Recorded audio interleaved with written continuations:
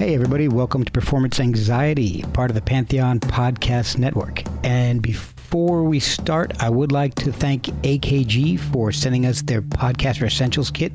It includes a great set of headphones and a Lyra mic. And if you're thinking about starting your own podcast, this is a high quality, low cost way to get started.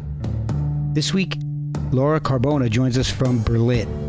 She's released a live album, Live from Rock Palast. That's the closest thing to a live show we've had in over a year.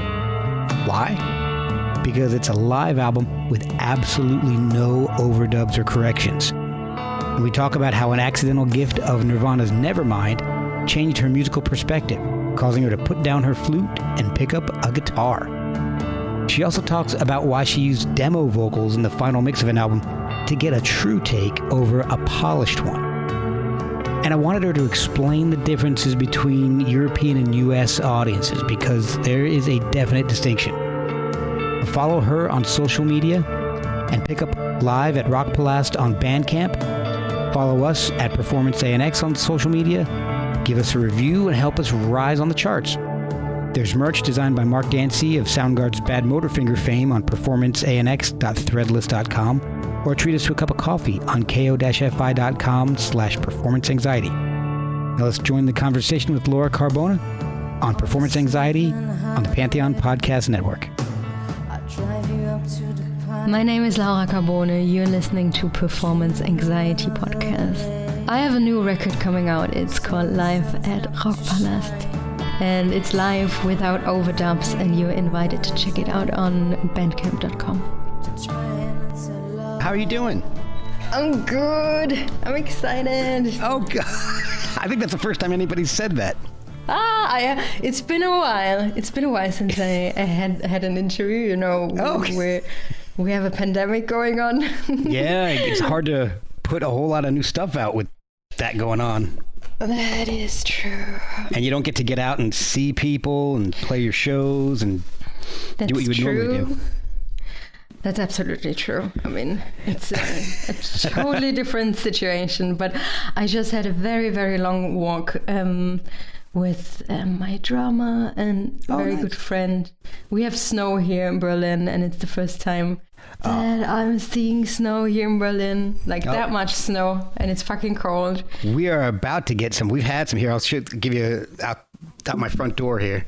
Oh, yeah, nice. So, and we're about to get hit with some more. So thank you so much for coming on. I want to thank my friend and former guest, Andre Leo, for introducing me to your music. Wonderful. Without him, I probably would have discovered it eventually because I am voracious in finding music and people related to other artists, musically speaking. Probably would have eventually discovered you, but it got hastened by Andre, and I am forever grateful to him for that because I'm loving the music. Oh, thank you. And you are already one of my top favorite guests ever because you sent me everything. Yeah. I have it all right here. And wonderful. Actual physical copies of the albums, not just download links. So yeah. That puts you in the top 1% of my guests already. So thank you so much for that. Yeah, you're welcome. Thank you for the invitation and the space you're giving to me and my art. It's exciting. Oh, my pleasure. My pleasure. So I want to start at the beginning. If you've heard some of the episodes, you know that I like to do kind of a career retrospective almost. Yeah. To find out where you are, I like to know where you've been. So when you were growing up, and you're in Berlin, but you're not from there originally. No. Okay. So when you were growing up, was there a lot of music in the house? Were you exposed to a lot of music, and what kind of music? No, there was not much music in the house. I grew up in a very teeny tiny town in the countryside in southern Germany, surrounded by a forest. There was no internet, and we only had the radio. So radio music was what I was listening to, and we had a vinyl player and a very small connection of records. But I had to find my music, and I had to find my ways to connect to it, which was a thing. I mean, imagine growing up in a tiny village with 500 people. You don't have internet. You don't have access to a vinyl shop or whatever. I mean, you're grateful for what is given to you. So you're just basically listening to what's on the radio. So what are they playing? 80s stuff. I mean, I was born end of 80s, but also rock stuff. Like, it was very diverse. But when I think back on my childhood, I'm remembering a vinyl that my dad had of Percy Sledge. Oh, wow. When a man loves a woman. Oh, God, I love this. My wife loves that song. Yes, I love it too. And he as I said, it was a small collection, but a whole lot of soul stuff. And I love soul music. So it was a small collection, but a good one. Well, yeah, it worked for me. But I also have to give some credit to church music, because we went to church on Sundays. We had to. But there was music. There was someone playing the organ and people singing. Not saying it was the best, but I mean, I love the reverb of in a church. And I love the melodies of a spiritual still.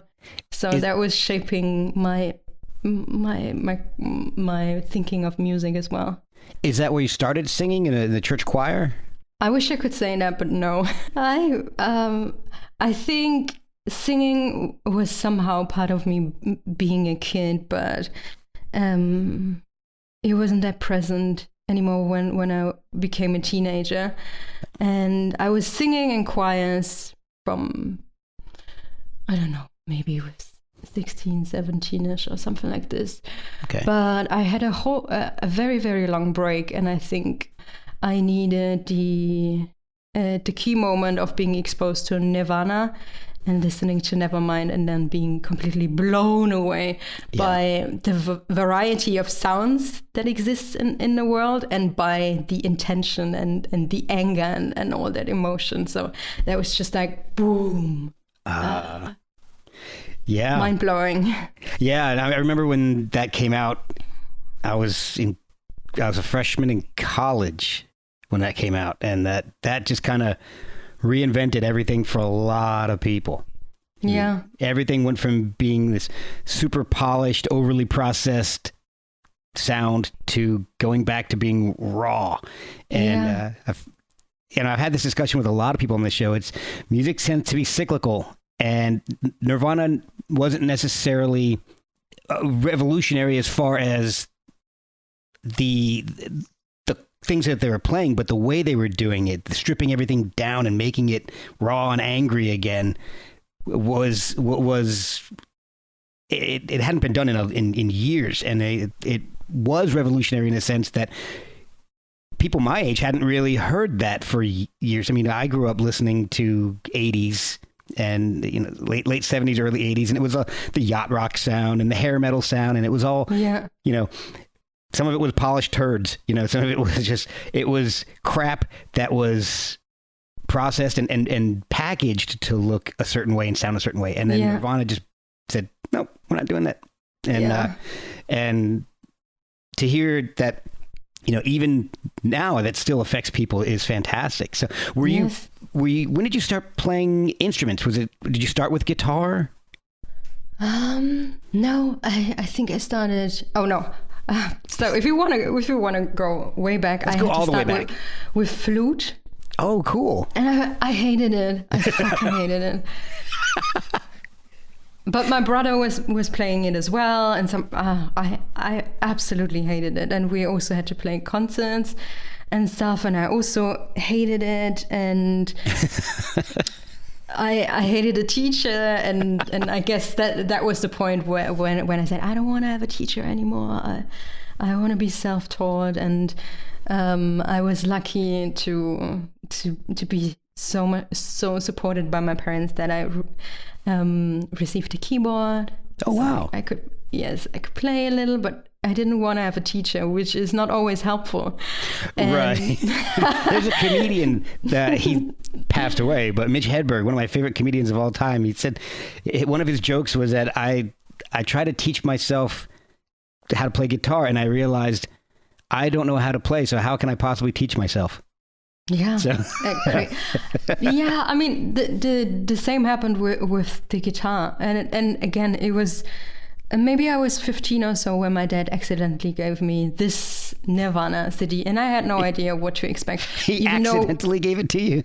Yes, because, back in the days, people exchanged records and burned them. Yes. So that was, I mean, that's not a nice thing. I don't want to promote that because I'm cutting my own flesh here, being an artist. But it was a happy accident because then I learned about Nirvana and the way you can use guitars. Yeah. And as I said, it was mind-blowing, from songwriting, from sounds, from the loudness of a guitar. And this is when I also wanted to have a guitar and, I don't know, connect with it. Okay, that's fair. That's a great inspiration right there and a great starting point. When did you start playing or did you start with bands, or were you going out and playing in front of people on your own? I was playing in bands. In a school band. That was my first participation in a band. Right, yeah. And then I was joining a cover band, which was, I had a limited access to a music scene. Yeah. Because I'm coming from this small town. So I was grateful for meeting people that had to do something with music or shared this love and this passion in a way. Yeah. I covered music for a very long time, which was also cool because I learned more about rock music from the 70s and how you do harmonies and layers, how to sing in front of an audience. Yeah. And to do this all. That was an interesting part of my way and growing into this music thing. Well, I've always thought that being part of a cover band is actually a good way to learn how to write songs, on your own songs, because you learn from what other people have done. You learn song structure and lyrical structure and things, and it can help you writing your own stuff.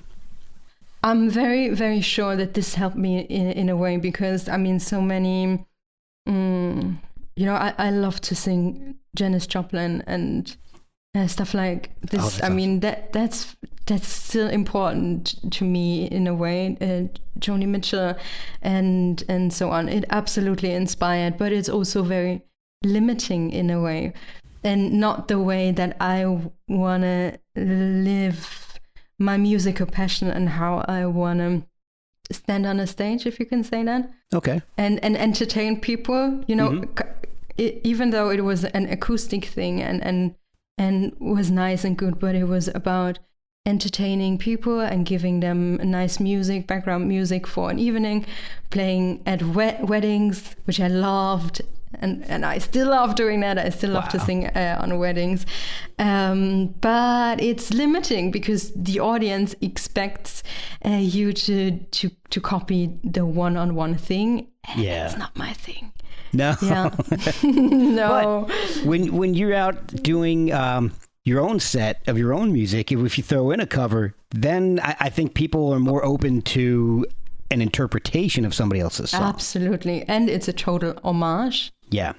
Because I can choose what means the song to me, what means the song to us as a band. Why do we incorporate this into our set? That's a good point. Because if you're at like you said, you're singing at a wedding, people want to hear the song the way it's done because the way it's recorded means something to them. So if you do your own interpretation, and I respect that. Yeah, I absolutely respect that. Yeah. And if they want to have it, then they can get this. And there are so many insanely talented and professionals that are specialized in doing this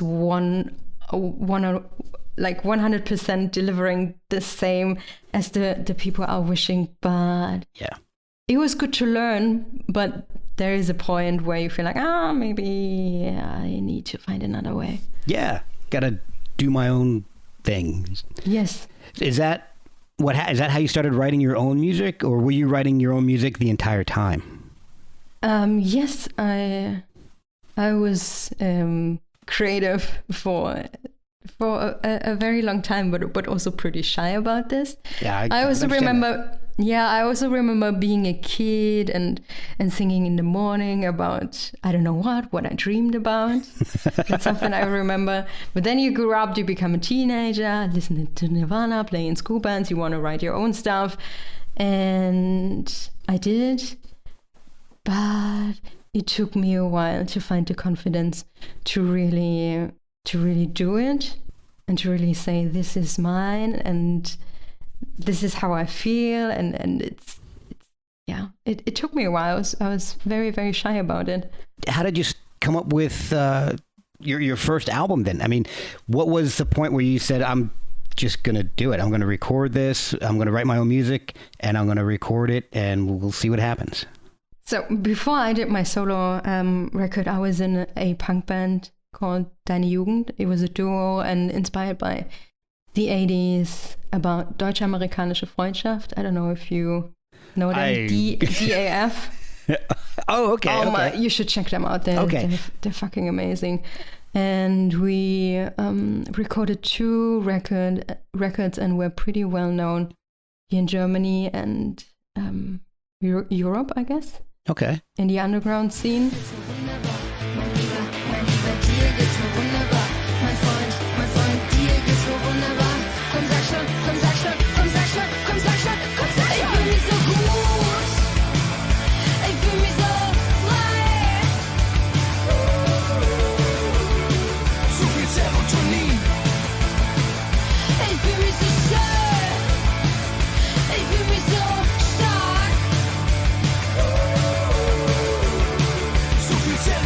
But at some point, I was just fed up with the limitation something sometimes has.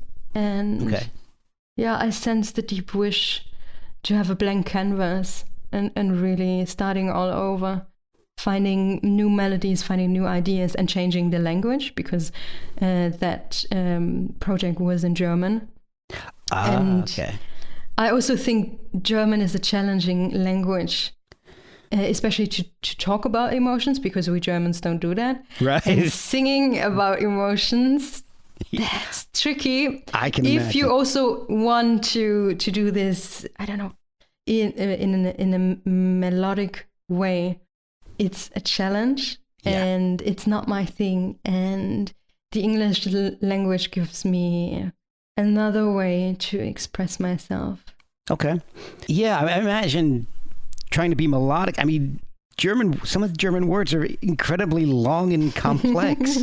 I can't imagine trying to write a love song with me neither. an 18-letter word, trying to rhyme those things.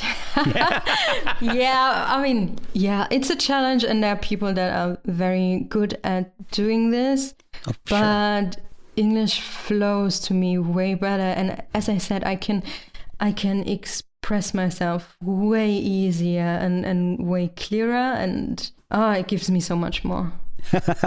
So how did you end up recording your first solo album? How did it come out? I mean, were you demoing it and sending it out to people, or were you discovered? Well, it was an in-the-box record, as you would say, done by my musical partner from the old project, Deine Jugend, the old punk band. He was helping me getting this together. He was setting up a new studio, and we joined forces in creating my first record. Now, were the songs written already, or were you going into the studio and trying to work things out in the studio? Oh, no. We were writing them together while recording them. You know, and in the box record means there is no band. Right. There is a whole lot of programming, there is plug-in guitars, and it's done way differently. Okay. And it was an opportunity and something cool to have someone who is helping and is encouraging me to do so. But I also knew after this experiment that the next record should be an analog one. like where people participate and play the instruments, because I mean it's different, right? I wanted to mention that because it's a huge sound shift between the two. Sirens, the first album, has, and now knowing that, like you said, it was out of the box, it's definitely more, drum machine feel, samples, beats. It's actually got kind of like an 80s goth feel to it. Yeah, I mean, I love that. I love the 80s. I also love drum machine. I love gated reverb on a snare drum. Love that. Take me down to the house of Silky Road. Just bring me to the house and please don't wake me up. When I sleep, oh boy, just wake me up. And we will sing them all. But yeah, I mean, it was a playground, which is great because also the variations of songs that are on Sirens, not every song is still joining me on the journey or is in the set list.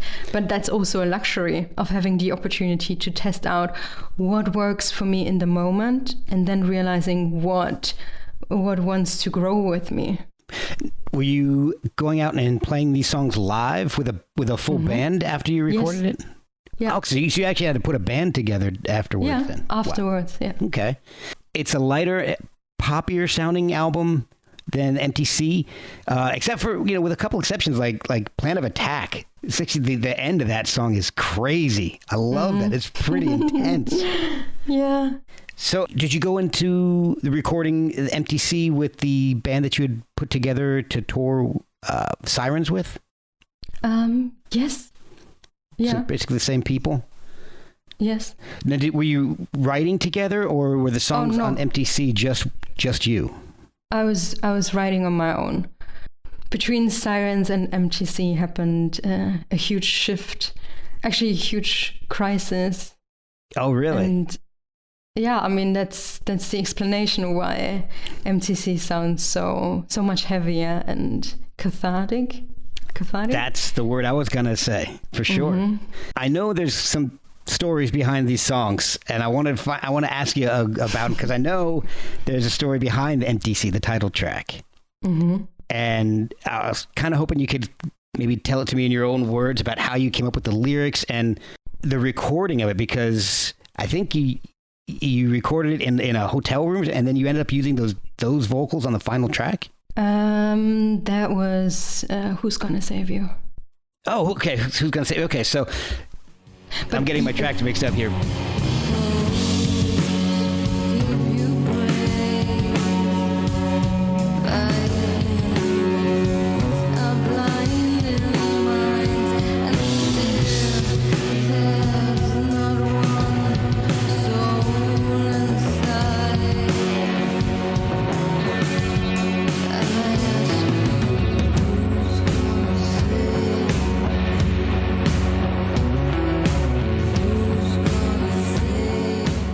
Okay, so how did that come about? MTC or in general? As I said, there happened a crisis between those two records and huge shifts and huge questions. So writing the MTC was also a journey of finding answers that I was looking for, answer like existential answers. Okay. And there was so much heaviness and so much sadness that needed to make its way out. Okay. And I was writing the songs for the record, most of them in my bedroom, some of them in LA as well later. Okay. And when I wrote them, or in general when I write, I feel like I'm opening up something and receive a flow and let this flow out again through my voice. And being so much into the songs and the mood of the songs. It sometimes happens that the demo vocals are just the truth, and Okay. I cannot reproduce this spectrum of truth in a studio where there is a better microphone, a better room, and so on. And I chose quite often to go for the truth of emotion instead of the technology or the cleaner vocal, maybe. Absolutely, yes. It wasn't giving you the same emotion that the demo version was. It's I'm not an actress, and even I don't know how it works being an actor. That said, and I'm also singing my own songs on stage with an intensity that is inspired from the moment of birth. Mm-hmm. But it is something different being present in this moment of birth, receiving whatever wants to leave my tongue and be sung or said. Especially, or for example, it happened with Who's Gonna Save You. I arrived in Los Angeles for the first time ever in my life on my own. And I had a very scary night because there was a storm. I had no idea how intense storms can be in LA. Yeah. The stupid European being like, yeah, storm. I know storms. Yeah. No problem. But I had no idea that if they send out a weather report for a big storm, it means that palms are breaking like sticks. Yeah. And so I was on my own in this house in LA. I was fucking jet lagged and just new to this everything and a bit anxious about the noises that I was hearing from outside, the storm that was rattling on the windows. So I thought the best idea is to open up a Red and to sing or try to find the lyrics for Who's Gonna Save You. So I did. Wow. But if you listen to it, you hear my voice cracking. Mm-hmm. Yeah. That's anxiety. That's like a window that was just like crashing and me being like, oh, while singing. And I mean, that's what this is about, right? How can I reproduce this in it? I can sing it better, sure. But it's not about being better all the time. It's about the truth and the honesty, right? It's not about, like we had mentioned before, it's not about giving the most polished take. It's giving the most honest take. Absolutely. It definitely comes across. And was that song completely written and you were just singing it at that point, or were you writing it and singing it while at the same time? I was writing the instrumental before I left Germany and arrived and knew that this is a song I want to work with, but I didn't have any lyrics. That was a moment or a document of the night, and I love the fact that intuitively, perhaps, my mind and spirit was laying the ground for this scary or anxious night. Yeah, I mean that happens if you let creativity flow and trust into the process. You help yourself getting things aligned. It's magic, and you can't explain it. That's incredible. Wow. Now, knowing that now, that just brings that song to a whole different level for me. That's just amazing. We'll be right back after a word from our sponsors. You're working on this album, and you've got this. So you've actually kind of become comfortable with the band that you're playing with now, because you guys have played. You toured behind Sirens, and then you've got the same band in the studio for MTC. So you're actually getting a lot more comfortable with the band. Was that part of? Is that what allowed you to open up musically a little bit? Because this album MTC sounds a lot heavier. There's feedback. There's a lot of heaviness to the album musically. A lot of experimental stuff going on musically, more so than Sirens. Was that because of your familiarity with the band that you were playing with? No, I think it was because I was working on my own. Okay. On the demos and on the record. and there was an idea shaping up how I wanted it to sound. And this album is driven by anxiety, pressure, release, chaos, dystopia, I don't know what, and it sounds like this to me. It's painful. I actually wanted to, I said to the engineer in the studio when we were recording Cellophane Skin, for example, it has to be uncomfortable for the listener's ears.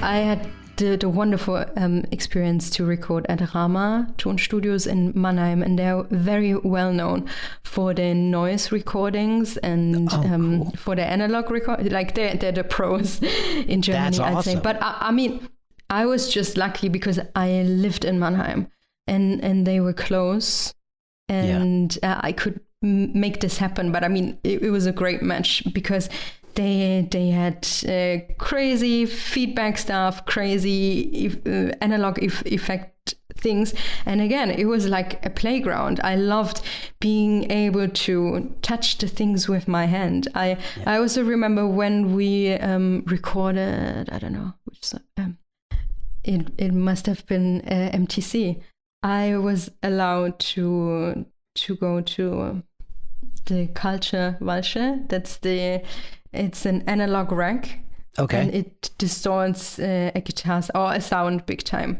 And I could intuitively be on the... help me with the word. The dials? On the dials, yes. I was listening to what the guitar player was doing, and I knew when I wanted to have it more and less distorted. And it was live recorded, so there was no way back. And it was my intuition bringing in more feedback or less. But I mean, so you were basically on the board listening while they're playing and kind of producing the stuff yourself. Well, I wouldn't go that far because there was Christian Bethke who was recording this. And but they gave you the freedom to mess around with stuff. He gave me the absolute freedom, and that was something amazing to receive as a human in this world where someone gives you the opportunity. Like, I know you're new to this world of analog technology. Look, I have this rack here, and that's the way it sounds. This is what you can do. Test it out, and we're gonna go for what you want. That's awesome. That's wonderful. That's how it should be, right? Yeah, that's incredible, and that's a testament to your talent, but that he actually had enough faith in you to go and say, hey, I think you know what you're doing well enough that you know what sound you want. Go play with this and find the sound you want. I mean, that's respect, I guess. But also my respect towards him, because sometimes I was also, not sometimes, I was also grateful for being served with opportunities. Right. Because that needs talent. He needs to know what his resources are and what he can offer me. And then giving me the choice, that's something pretty nice. One of the things I really like about MTC is that you've got an element of Americana to the sound. I hear a lot of like, it's kind of like Chris Isaak meets shoegaze. Oh. Yes. And it's really cool. And you've got a bit of that on Sirens, but it really intensifies a lot on the MTC. Particularly, like you'd mentioned, the song "Cellophane Skin." That you've got some brutal blasts of feedback on that, but it's it's really great. What was Chris Isaak and shoegaze? Were those things that you were listening to, or is that stuff that you're taking an influence from? Yeah, I mean, I love Chris Isaak. I love romanticism. I love desire. I love shoegaze. I love noise. I love aggression. And I love the combination. I love the highs and the lows of the possibilities that are given to me. And you ended up actually touring the U.S. and in Europe. Did that have an effect on the music at all? Did that influence the Americana sound for you? Because it's a lot of the music sounds kind of like it belongs in the desert.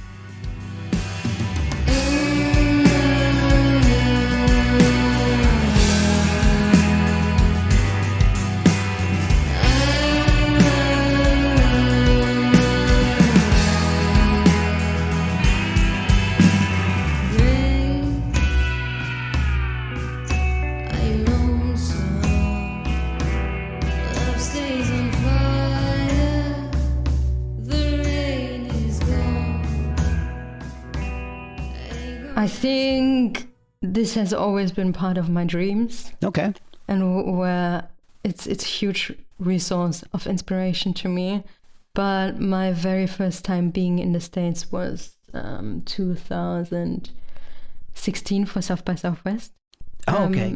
Cool. And I was already in the writing for MTC, I guess. But I mean, you remember South by Southwest, that's just an impression of this huge country and how it looks. Being in LA for the first time for a couple of weeks in 2017, I think. Was 17, yes. Wow. That was something that really, it felt like, you're dreaming about something. And my dreams are very intense and very clear. But once you're there and you're inhaling this air and you hear the sounds and you really can see through your own eyes how much vibrance there is in the vastness, that has an effect on you for sure. I wanted to ask you about touring and playing live with a few people and see wondering if that had an effect on how you play some of your songs live, because some of the songs transformed a lot from the album versions to the live versions. I'm looking at the live album here, live at Rock Palast, and I'm assuming I hope I'm saying that correctly. I see it on YouTube all the time, but I've never know if I'm saying. Rock Palast was good. Okay, good. I never know if it was good. Yeah. But so you toured with artists like Jesus and Mary Chain and The Pains of Being Pure at Heart. Did that affect how you play some of your older stuff live and transform it into a more of a band-centered song, more powerful? It for sure gave me new. Give me a moment. Sure, and while you're thinking, the one that stands out to me is the song "Swans." It's a beautiful track on the album, but it kind of goes to a different place on the live album.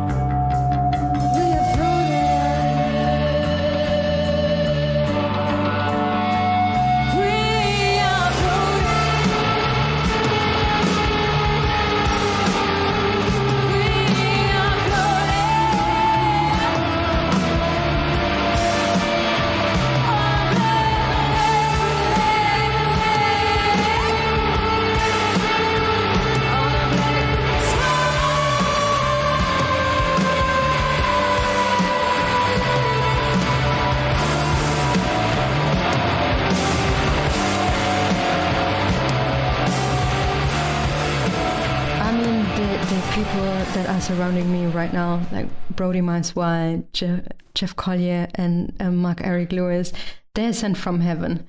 And they decided to play in my band, and I just found them when I moved to Berlin, which isn't that long ago, like 3 years ago. Yeah. They came to me after MTC was recorded. Actually, I found Brody because there was... I needed bass stems for the MTC because we had to redo them again. Oh, and wow. So I connected with Brody. Also, I committed to a tour and realizing I need a new band. My band is not joining me on the move, which was fine because there is an end in many things, and this was fine to be an end. Yeah. So I met Jeff and Brody when I moved to Berlin. And they instantly joined me on the road. And it's the very first time that I have the pleasure to share the stage and the rehearsal room with people with such a talent and such a spirit and such a heart. That makes a difference when the intention and the vision aligns with my own. So I'm very proud actually that there is this live recording that lifts up everything that I have recorded with other people before, because there is a difference when there is a different intention from more energies than just one in creating something. Yeah, it sounds like they have completely taken ownership of the songs on their parts on the songs.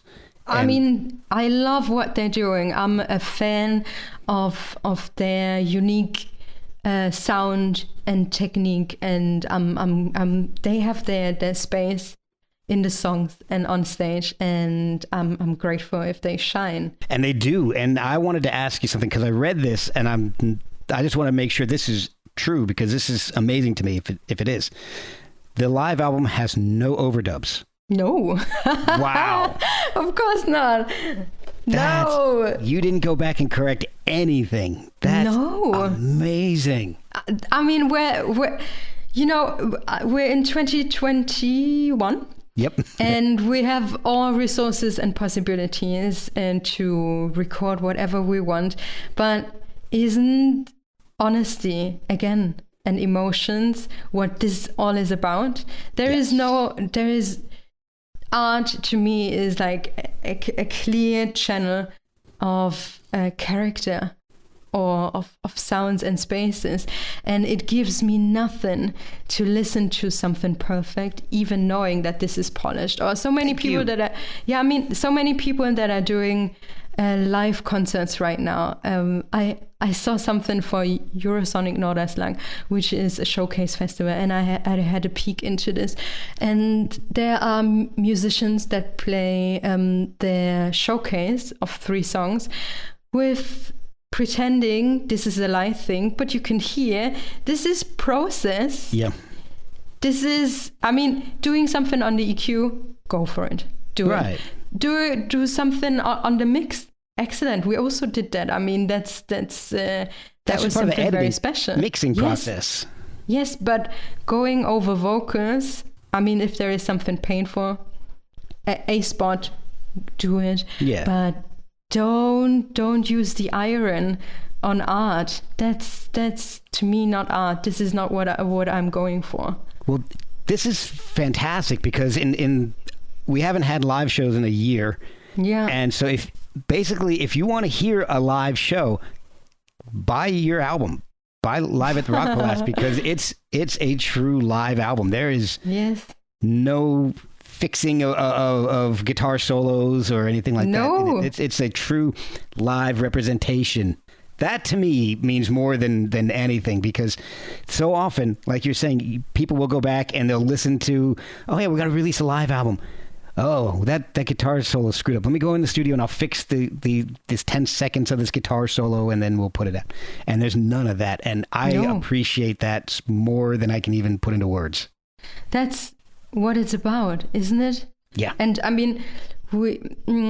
don't know if you ever heard about Rock Palace before, but when I was a teenager, I watched Rock Palace. It's a live television not program, but a series that happens to be screened late at night on the weekend. And I was seeing Sonic Youth there.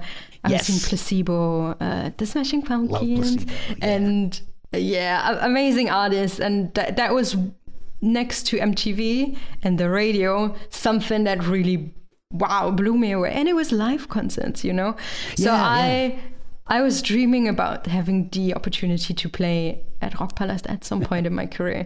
And then the invitation came, and we had the show 2 weeks after we returned from our huge North America tour. And that evening was just that day was crazy, because I knew this day is about fulfilling a dream don't fuck this up. So I was pressuring myself so much, and I was so scared because I knew this is live on television as well. Wow. So my parents were watching, everyone, every parent of the band was watching, all friends, like it was eyes on us. Wow. And I also love this because when we start the set, I hear my tension in my voice. Yeah. And I just hear how I'm not relaxed yet, how it still feels cold, and how I still need a moment to I don't know, send some warmth into the audience and also relax them a bit. And that's so wonderful. You know, I know again, speaking about this, I can do it better. Fuck this. This is the reality of playing a show that's live on television, which is a dream come true, and you're doing it and you're enjoying the 90 minutes that are airing right now. And during the show, I mentally had to pinch myself a couple of times when I realized like what's going on, like we're really doing this. Or in between the encores, when we left the stage, I was blown away. And the most amazing thing was even when we were still on stage playing the encore, I knew this was an outstanding show. Like it felt amazing. We played amazing and celebrated the night because of such a show. And I remember driving back to Berlin on the next day, and Mark and Brody were watching the show from the night before. And sometimes they would take off their headphones and be like, oh man, that was fuck this. And I was sitting in front of them, and I was so tense, like is it all fine? Because I needed their approval again to hear like that was a great show in order to confront myself with this experience again. Because sometimes your head makes things a little bit nicer than they actually are. And yeah, it was nice to realize, it was a really good show. Did you did you go in to the show intending to record it and release it as an album, or was that something afterwards? That was a Corona fight or fly idea that Jeff, my drummer, provided me with, because you know we had such a big year lined up, such a big 2020, and when COVID hit, the first thing I had to do was canceling the studio for our third record. And I mean, I don't want to go into the depth because everyone has to let go of something. And this was just in May, what we were planned doing in May. So Jeff called me one evening, and I was having really dark moments, as I guess we all had. Yeah. And he made a very long introduction. And at some point he said, think about it, but what do you think about asking WDR what they think about releasing a live record? And I was so confused and thought, yeah, okay. I don't think they're going to give us the stamps, but why not? I mean, it's a crazy time. I can do that. Yeah. So I was thinking about the proper way to compose an email, a respectful email in gratitude for the evening that was given to me. And also saying like, I'm an artist. Like, this is how I make my living. And however, it took me 3 days to compose the message, and I heard back 2 hours after I sent it out with a clear yes. Wow. Yes. That's amazing. Unexpected. And I also didn't think that they would provide us with the stems. Okay. You know, I thought they said, okay, the live television mix is yours. You can press that. But they were super cool about giving us the stems so I could invite Scott to work on the mix and bring this closer to my sound world. That's amazing. That's so generous. Yes. And not to bring anything down, but I also heard that you guys got robbed on the tour before. Oh, yes. The show. Is that Yes. true? Yes. Ah. We got robbed twice in 2019. We had a short US tour in March.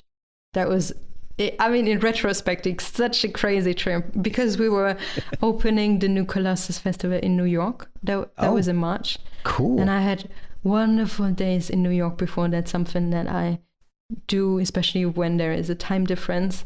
I go a little bit earlier and check the vibe of the city. Yeah. To blend in a little bit better. However, we started in New York and then flew to California, played LA and San Francisco. And on the way back to LA, we had a wonderful brunch with a friend of the band close by the ocean. Oh, wow. And a beautiful walk by the ocean. And I go crazy if I see water. And then we returned back to the van, and they broke in and stole only one backpack, which was painful. But I mean, it could have been a lot worse. Yes, it got worse when we went to the States the second time, which was in September. We played LA, had already an off day, and stayed on the border, California, Arizona. I had a beautiful Dolce Vita off day, and woke up in the. I got my tour manager knocked on my door in the morning, and he said, "Hey, sweetie, you might want to get dressed. The police is outside. We got robbed."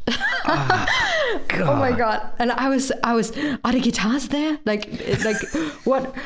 And I got outside, and the band and they already, they only needed me to as the last one to enter the scene and be like, okay, it's my tour.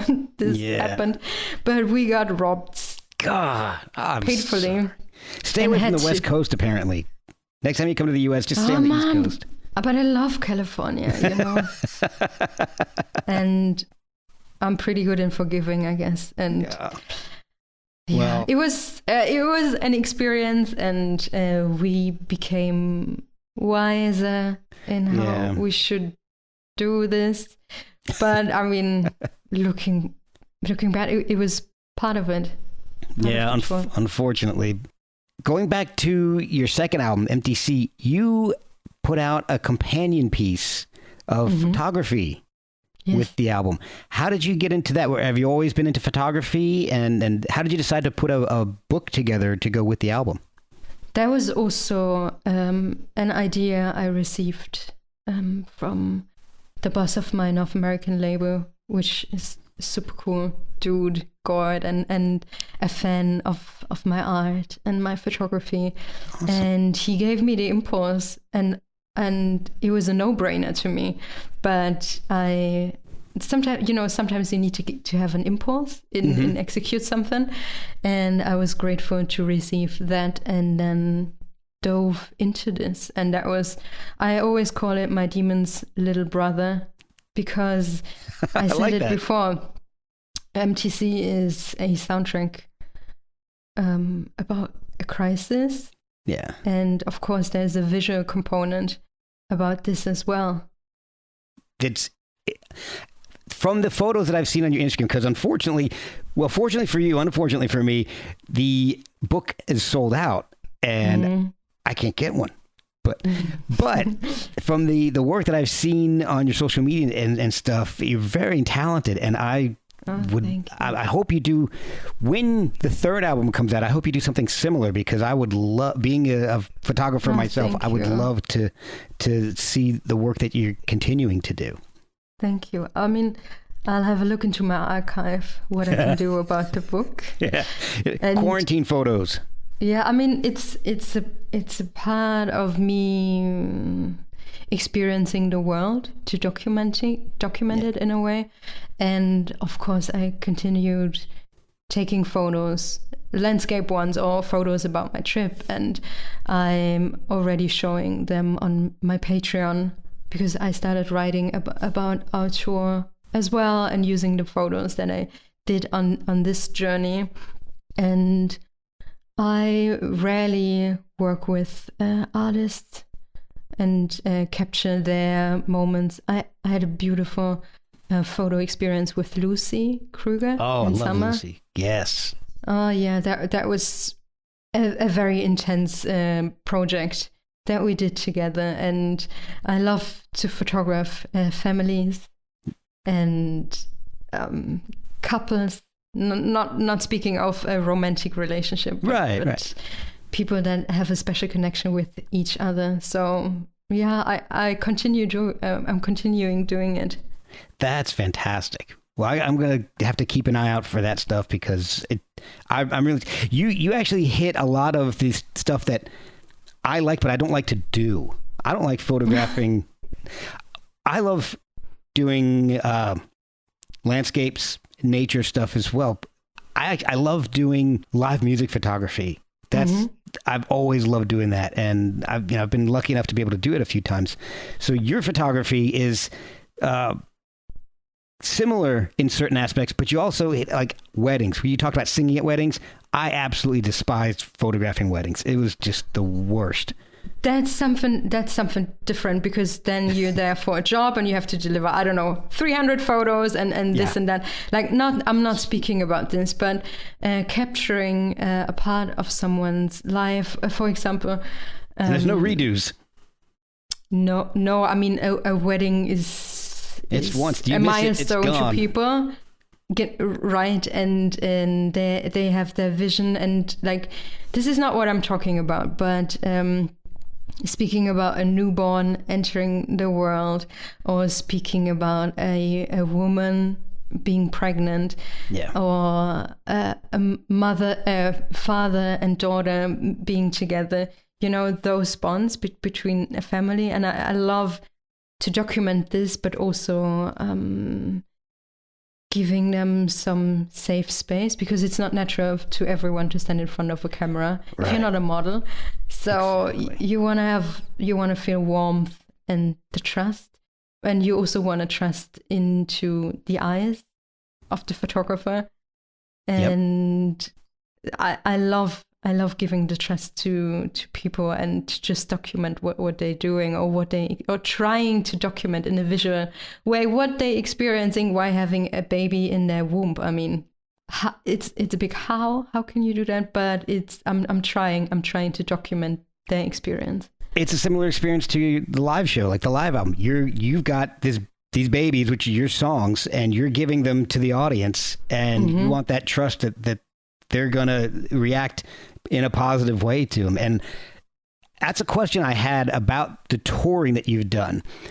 You've toured US and you've toured Europe a lot. And in the recording of the live album, the audience sounds very polite and very enthusiastic, but they wait till the end of the song's done, and then they applaud, which in my experience is a lot different from American audiences, which will scream and yell throughout the entire song. Have you found a difference between the two audiences? Yes. I mean, there are cultural differences. I also experienced it for the very first time, that people were starting dancing to my music in Bisbee, Arizona. They still danced in Tucson and in Dallas as well. That's awesome. So I was happy to see this, but this is not happening in Germany. It's just a different culture and how they receive and behave being exposed to music.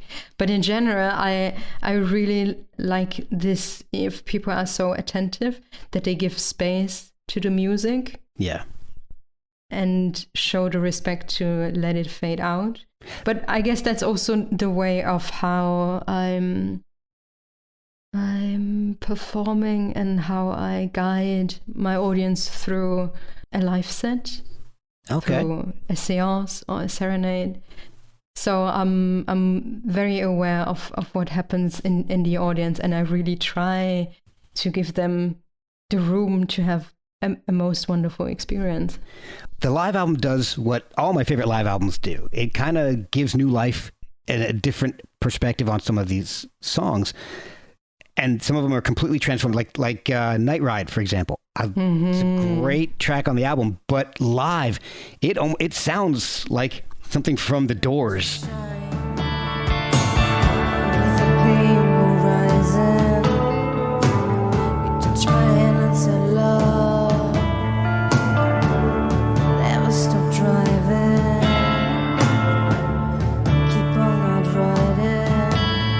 Soft and slow, the river flows to the place the wild roses grow. It sounds like Robbie Krieger on guitar. It's just, are there songs on the album that had to be left off because of the time constraints or anything? Or because it's a 10-track album, and Yes. did you have to leave anything off? Is there anything that's on the cutting room floor? Yes. Due to the fact that I'm not a fan of a double vinyl, Yeah. I was the one who said like, this is our limit, and we can only bring those songs in. So in reality, Cellophane Skin was the first encore. Then Crisis was following, and a cover of Aretha Franklin's "Never Loved a Man the Way That I Love You." Oh, Did wow. you listen to it? It's on the digital services, and also I think on Bandcamp. I'm stuck like glue, 'cause I never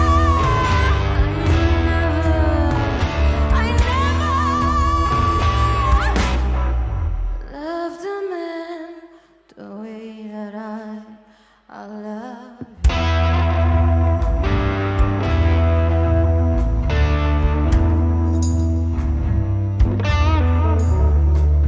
I will have to check that out because I've just been listening to the physical copy that you sent to me. So Yeah. That was me. I didn't want to have a double vinyl because it's also more waste for environment, and I'm not a fan of walking to the vinyl player and changing the records because I think don't interrupt music when it's going on. Exactly. You know? Well, so for the most part, this is a pretty accurate set list. These are songs that you would normally play on tour. So it's. I mean, the thing is, we had the very luxurious problem of having too much time, so we had to stretch the songs. And that's also something nice because there are a whole lot of experiments on the record, and no one knows because we really had to extend songs. That's awesome. Filling this up, and you really should listen to the cover of "Ain't Never Loved a Man." It's a very doomy Sabbath kind of very dark and gloomy version. A very loud one, and the band has the grande finale for themselves. Like I'm leaving them for, I don't know, 2 minutes so they can do their thing, and I'll be like, bye. I am checking that out as soon as we wrap up. Yes, so I think this version might be 9 minutes long or something like this. Wow. So maybe we have the opportunity to, I don't know, bring out an EP in the future. I don't know, cool. But that would make a wonderful B-side. Well, I'm going to check that out as soon as we're done here. So, and we're getting close. I kept you for quite a while, so I do appreciate all the time you've given me. You mentioned a third album. Mm-hmm. Are you working on anything? I mean, you said you had was it a third album that was basically written, just not recorded? Mm-hmm. Has the plan for that changed? I mean, are you going to eventually record it, or are you going to work on something else? I'm a big fan of the songs that got born before the pandemic, but the pandemic helped me inviting new perspectives. Okay. In a global collective kind of way. And I also have to admit that in retrospective, I'm very grateful for this forced pause, because I mean, it was too much of a rush. You know, this hamster wheel where humans tend to be too quick. I realized I shouldn't be in this and shouldn't force myself to be in this and shouldn't pressure myself if I'm working creatively. So the time that now was given to me and to us as band is something very wonderful, because this will enrich every song that has been written before, and every word and sound that is leaving my mouth and our fingers. Like it's time is a gift, and patience as well. So I'm very much looking forward of a healed world, and the possibility is to go in a studio with 5 people to do a record the way I would love to record it, as live as possible. Well, I'm looking forward to it, and make sure you document it with some photographs while you're doing it. I will do it, yes. Well, thank you so much for spending part of your evening with me and explaining everything behind this. I absolutely love the live album. I love the studio stuff, but the live album just hits me even more powerfully. The songs are just incredible. So I highly recommend everybody go check it out and pick up a copy, because if you want to experience a live show, that's as close as you're going to get, because there's no overdubs and you can't go out and see a live show anyway. So pick up Laura's album Live at Rock Palast. So thank you so much for spending some time with me and just chatting. It's been great. Thank you, and thank you to the listeners for listening to us having this conversation.